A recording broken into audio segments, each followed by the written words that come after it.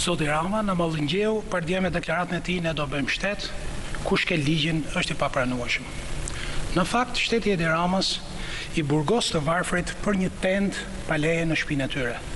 Por ama shteti Edi Ramës mbyll syt kur kalon nga Zogujzi, ku ndërtesa 6 katëshe pa leje e deputetit Tia Bazi ka bllokuar diellin dhe ajrin e fqinjve deri në katin e 6.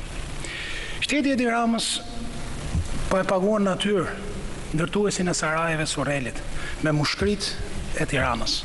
Shteti Edi Ramës ikën dhe fshihet në drejtim të paditur, kur përballet me paligjshmërinë e koçove, cadrive, të vangjushve dhe me gjithë metastazave të oligarkisë, kur këta shkelin me 10 ligje një herësh. PD po i jep mundësi zotit Rama të mbaj fjalën dhe të mos gënjejë gjithçka dhe për çdo gjë. PD depozitojnë në prokurori kallëzimin penal, të argumentuar në 12 faqe, lidhur me shkeljet ligjore të paligjshmërisë së Koçës. Paligjshmëria e Koçës shkeljon 1, 2 apo 3, po plot 10 ligje dhe 2 plane urbanistike.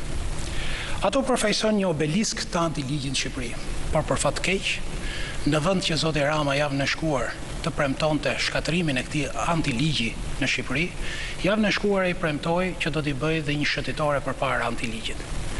Kjo është një tregues i llojit të shtetit që do të ndërtojë zoti Rama. Ndërkohë që i po i shpall paligjshmëritë e Koçës si monumente kulture të mbrojtura nga shteti i Edit, janë me qindra shtëpi e dyqane që janë shëmbur të pamundurve, pa procedurë, pa ligj, bile pa i pritur as sistemohen askund.